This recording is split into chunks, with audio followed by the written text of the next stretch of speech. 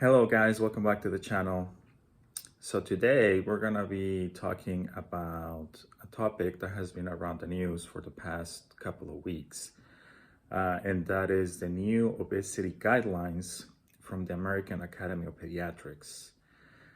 They have not talked about this topic for the past 15 years, so they decided that it's time to come up with a new set of guidelines. And it has caused a little bit of controversy because there's some paragraphs when they talk about starting weight loss medication as early as 6 years old, and refer young kiddos and young teenagers for bariatric surgery as early as 13 years old. So as always, there's a little bit of sensationalism when it comes to that. It is pretty long. It's about 100 pages, not including the 4 appendices, I think they added to them, and each one contains around 20 to 40 pages. So it's a pretty long read, but nonetheless, it's very interesting. So they have some good data backing them up to make such recommendations, and that is that in a lot of instances, lifestyle modification is just not enough to achieve the results. So we're moving kind of into the adult world guidelines, where you try first non-invasive interventions, diet changes, exercise, you follow those up, see if there's any improvement on weight reduction, as well as if there's any metabolic diseases such as diabetes and hypertension, to see if there are any improvements on those. And then after a period of time, if you see that those have failed, then you can transition to medications, and then you can transition to finally surgery. So surgery, it is the last resort, just like it is in adults, it is in kids. So I don't think they're too on the fringe when it comes to that.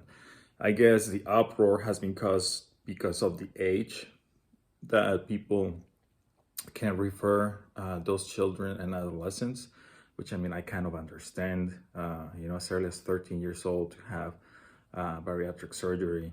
But I think that's also because people have not seen what we care providers see. A lot of the times we see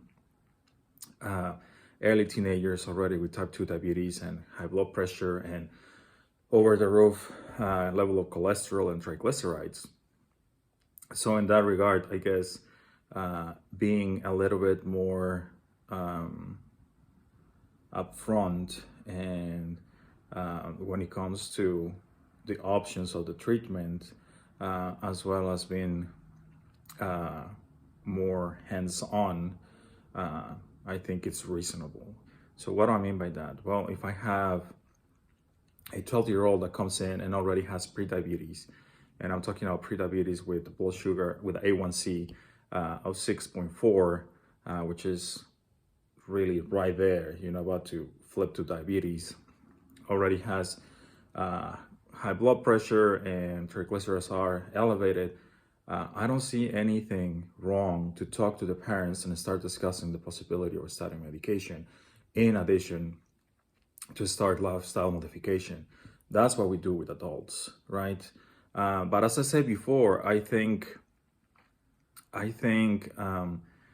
those situations can be used as a come to Jesus moment for the parents, because in the end, as I said before, it's just the parents are the ones that are controlling the basket. The parents have a lot of responsibility on what the children are eating and the lifestyle that the children are having. So it is very important to tackle this topic as a family group, rather than just as an individual, in this case, the child or the young adolescent. And I think that can have better results. And I think it will work better. And from what I've seen and personally and read, I think it works better than in adults because who doesn't care about their children, right? So when it's about the health of their children, I think adults are more inclined to change their own habits rather if it's just about them. So it's very interesting. We'll see how I start incorporating those things into my practice. As I said, I think I'm gonna start leaving them as a last resort, particular surgery, and unless I see something that is going on that is already bad, then I might start using medication more from the get-go. Well, this is it for today, guys. I hope you enjoyed this talk. I know it's a little bit more intellectual and less practical, I guess, for you all. But again, it's something close to my heart, and I think it's just very interesting how we have been transitioning in our healthcare when it comes to obesity. Leave down the comments below if you have any questions, and I'll see you later. Bye.